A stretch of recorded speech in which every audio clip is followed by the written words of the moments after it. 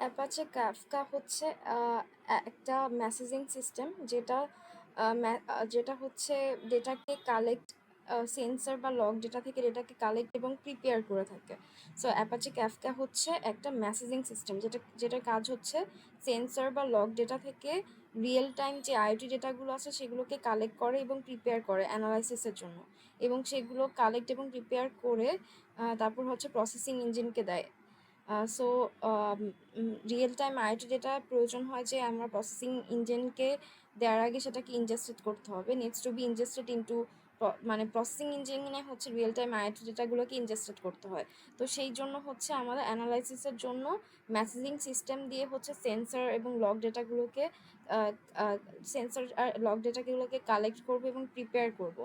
So এই কাজগুলো করার পরে, এই কাজগুলো করছি আমরা যে মেসেজিং সিস্টেম দিয়ে, সেটা হচ্ছে অ্যাপাচে ক্যাফকা, যেটা হচ্ছে ডিস্ট্রিবিউটেড হয়ে থাকে, স্কেলেবল হয়ে থাকে এবং ফাস্ট একটা মেসেজিং সিস্টেম। এটা distributed, scalable and fast messaging system, এবং এটা একটা publisher and subscriber model use করে থাকে। এবং এখানে ডেটাগুলো টপিকে অর্গানাইজ করা থাকে, ডেটাগুলোকে টপিকে অর্গানাইজ করা হয়।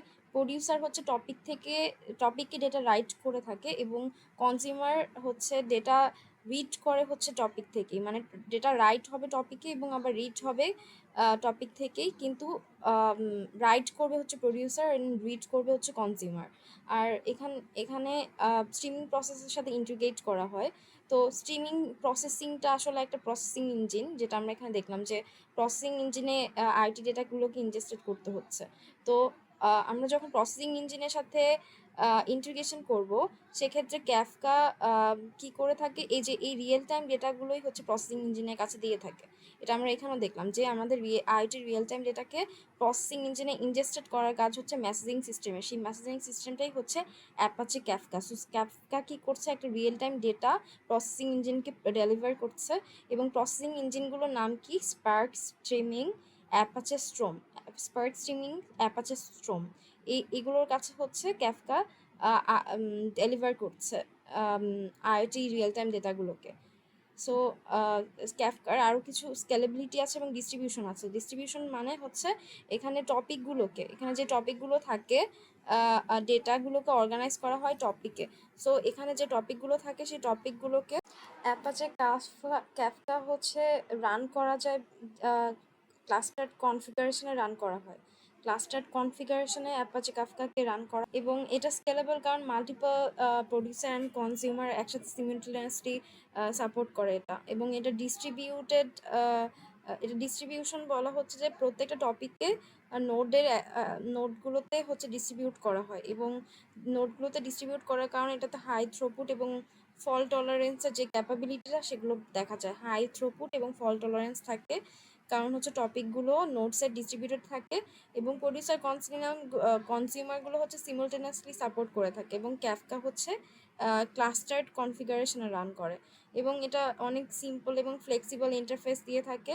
কারণ যেহেতু ভ্যারিয়াস ডেটা সোর্সকে কানেক্ট করে, সেজন্য হচ্ছে যখনই কনজিউমারের ডেটা প্রয়োজন হয় এবং সেটা অ্যাক্সেস এবং প্রসেস করতে চায়, তখনই হচ্ছে যেটা করতে পারে। সো অ্যাপাচে ক্যাফকা হচ্ছে রিয়েল টাইম ডেটাগুলোকে প্রসেস ইঞ্জিনে ইনজেস্টেড করতে হেল্প করে। এটা একটা মেসেজিং সিস্টেম যেটা হচ্ছে রিয়েল টাইম ডেটা গুলোকে সেন্সরগুলো থেকে কালেক্ট এবং প্রিপেয়ার করে অ্যানালাইসিসের জন্য। এটা ডিস্ট্রিবিউটেড হয়ে থাকে, স্কেলেবল হয়ে থাকে এবং একটা ফাস্ট মেসেজিং সিস্টেম। এবং এটা publisher and subscriber model use করে থাকে। ডেটাগুলো টপিক অর্গানাইজ করা থাকে, প্রডিউসার ডেটাকে রাইট করে এবং কনজিউমার ডেটা রিড করে। ক্যাফকা হচ্ছে real time data processing engine, কিছু রিয়েল টাইম ডেটা প্রসেসিং ইঞ্জিনগুলোকে হচ্ছে ডেটা ডেলিভার করে থাকে, যেগুলো হচ্ছে স্পার্ক স্ট্রিমিং অ্যান্ড